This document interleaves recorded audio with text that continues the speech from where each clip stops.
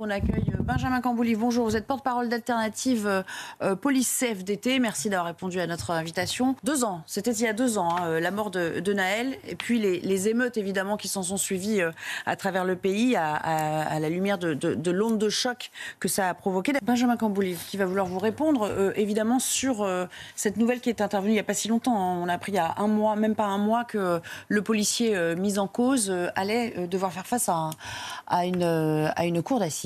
Oui, et c'est justement ce qui est le plus choquant dans cette configuration, c'est que notre collègue est donc dans une configuration, on lui dit que c'est un homicide volontaire. Un homicide volontaire, ce qui sous-entend que ce policier s'est levé le matin en se disant « Tiens, je vais aller tuer quelqu'un ». C'est ça un homicide volontaire. Un policier, il travaille, il a un cadre légal d'intervention. Son geste, il est professionnel. Donc éventuellement, il y a une faute professionnelle, il y a une erreur, c'est envisageable, moi je ne fais pas le procès avant le procès, mais c'est un homicide involontaire en ce cas. Certainement pas un homicide volontaire, ça ne peut pas l'être puisque ce n'est pas le rôle du policier. En fait, il faut bien comprendre. C'est ce qui conclut l'enquête en cours. C'est ce que dit la justice aujourd'hui. Parce que la justice, qu'est-ce qu'elle a fait de A à Z dans ce dossier? C'est qu'elle a étudié le tir à l'aune du code pénal, donc de la légitime défense de monsieur et madame tout le monde. Une atteinte injustifiée réelle actuelle, une défense nécessaire, simultanée, proportionnée. Là, on a dit, c'est pas proportionné. Sauf que c'est un policier, c'est un membre des forces de sécurité intérieure. Donc, normalement, son tir, il doit être analysé à l'aune du code de la sécurité intérieure, qui lui prévoit de tirer contre un véhicule dangereux.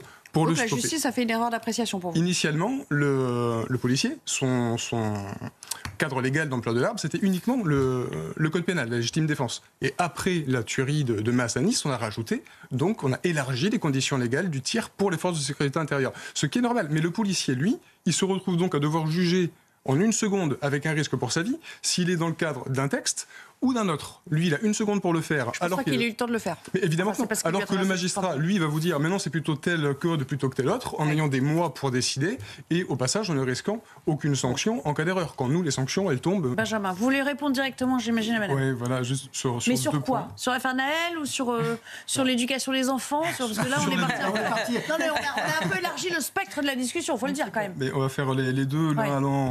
Vous revenez aux policiers, vous, c'est votre sujet. D'accord. D'abord, dans un tout premier point, c'est sur la motivation des émeutes. C'est pas l'émotion, c'est l'opportunisme. C'est l'opportunisme parce que c'est un prétexte pur et dur. Ils ne connaissent pas Nahel. Ils n'ont strictement rien à faire. Tout ce qu'ils voient, c'est l'opportunité dans les faiblesses de notre système de défense pour venir tout casser. C'est pas que l'opportunité, il y a aussi de la symbolique. C'est-à-dire il y a la symbolique de se prendre à l'État, bien entendu. Non, mais voilà, il y a de la symbolique pour c'est pareil en 2005, ils ne connaissaient pas Ziad Bouna, et pourtant leur mort avait... Et ils vont tout casser pour le 14 juillet. Il faut un déclencheur d'une colère sous-jacente, en fait. Du PSG. C'est les mêmes profils que vous allez retrouver d'un cas comme l'autre. C'est simplement un prétexte qui est employé parce qu'il y a un sentiment d'impunité qui est devenu un sentiment de toute puissance, donc ils se sentent pousser des ailes et ils viennent tout casser. Ils profitent de nos difficultés, encore une fois, à répondre, parce que vous savez qu'en termes d'action de police, quand vous avez des milliers de personnes qui cassent tout, vous n'allez pas venir et faire des interpellations de milliers de personnes, vous n'allez pas procéder à des interpellations préventives, ça n'existe pas. Donc vous êtes bien obligé de laisser les dégâts se faire quand ils ne sont que matériels. Comment est-ce qu'on répond à ça? Pour vous répondre brièvement là-dessus, parce que j'entends la petite musique. Pour répondre...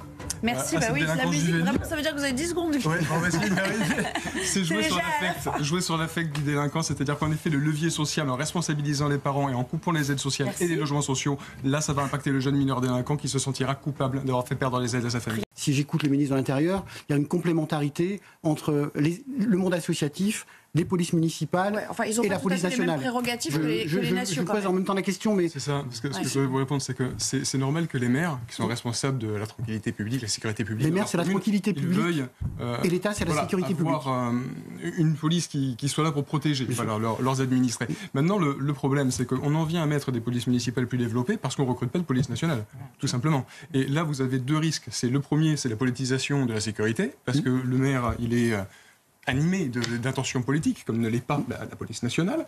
Et après, c'est l'iniquité dans l'accès au droit à la sécurité. C'est-à-dire que selon la ville où vous êtes, c'est une ville de droite, c'est une ville de gauche, c'est une ville riche, c'est une ville pauvre, et vous n'avez pas la même sécurité. Ça, c'est pas normal. Donc, oui, on en a besoin, parce qu'on n'est pas assez nombreux et qu'il faut qu'ils viennent pallier les lacunes que le manque d'effectifs produit, mais attention aux dérives que ça peut induire. C'est pas la solution. De la sécurité complètement. C'est un travail de complémentarité, pas de substitution.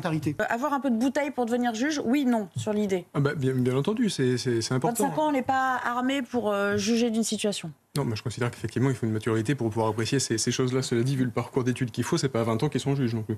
Il y a non, mais forcément 25, 26, un petit temps pour y arriver. Ils peuvent être juges très jeunes. Néanmoins, là quand on parle de ces mesures-là, moi ce qui me frappe, c'est qu'on avait sur la table la loi Attal il n'y a pas bien longtemps, qui est complètement vidée de sa substance. Le but, pourquoi est-ce que ça paraît pertinent? Alors on parle d'abaisser la majorité pénale, est-ce qu'il faut élire les juges? Mais ça, c'est pas les juges, c'est les sages. Enfin, le but, c'est les gens sont en attente de fermeté. Ils comprennent plus les décisions de justice, donc on essaie de trouver des solutions pour le renforcer. Là, on avait tout. On avait en tout cas beaucoup de choses qui étaient pertinentes, avec la possibilité de comparution immédiate, excuse de minorité, en avancée. Il y a une gradation. Dire que c'est des enfants, ça. Et vous allez vers le grand banditisme, en gros, si vous allez en prison. Qu'est-ce que vous lui répondez? Mais que c'est certainement pas la prison qui les pousse vers la délinquance. Vu le nombre de faits qu'il faut accumuler pour aller en prison, ils sont déjà bien diplômés avant d'aller à l'école de la délinquance ou de la criminalité. Ça, c'est une chose. Ensuite, le rejoint totalement, c'est sur les moyens pour la PJJ. Tous ces éducateurs spécialisés manquant dans ces structures, alors qu'ils ont cette charge fondamentale qui est de prendre en charge des gamins qui n'ont jamais eu le moindre rapport avec l'éducation, l'autorité, le repère moral. Il n'y a rien. Et pourtant, le système fait qu'ils ressortiront, tous autant qu'ils sont, dans les rues. Donc, au nom de notre protection à tous, on doit avoir une PJJ, des éducateurs spécialisés pour accompagner de façon individualisée ces gamins dans l'espoir que peut-être ils puissent réintégrer au mieux la société quand le moment sera venu. Benjamin Camboulive. Ouais, c'est des mots qui sont forts, qui sont poignants de force, de dignité de cette maman. Et ce qu'elle nous dit, c'est que la formule consacrée qui veut que la justice n'est pas là, c'est pour réparer les victimes. C'est vrai, il ne faut pas non plus qu'elle les oublie.